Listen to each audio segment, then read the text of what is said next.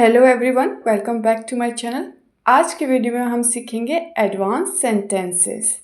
ये बहुत ही सिंपल और डेली लाइफ में बोले जाने वाले सेंटेंसेस हैं। तो आइए टाइम को बिना वेस्ट किए हुए स्टार्ट करते हैं वीडियो। सबसे पहला वर्ब है हमारा गो। गो का मतलब होता है जाना। तो पहला एग्जाम्पल देखते हैं। अगर तुम्हें जाना है तो जाओ। इसको इंग्लिश में कैसे बोलेंगे? If you want to go then go.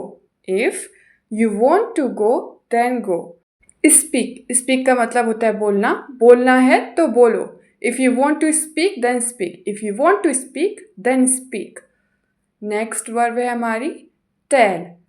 Tell का मतलब होता है बताना।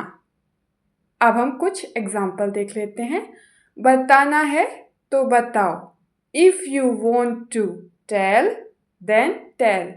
If you want to tell then tell.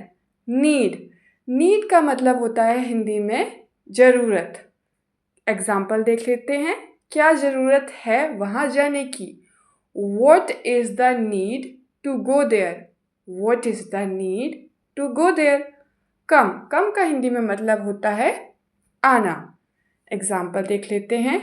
आना है तो आओ। If you want to come, then come. If you want to come, then come.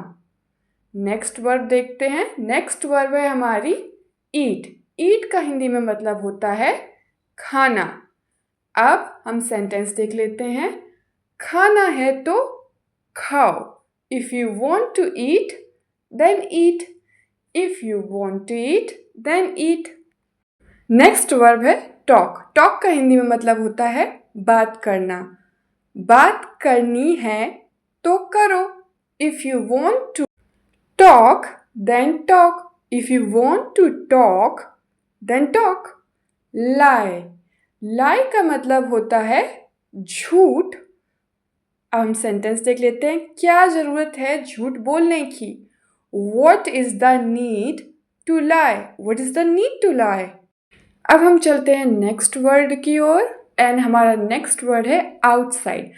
Outside का हिंदी में मतलब होता है बाहर। क्या ज़रूरत है बाहर जाने की? What is the need to go outside? What is the need to go outside? Give up, छोड़ देना।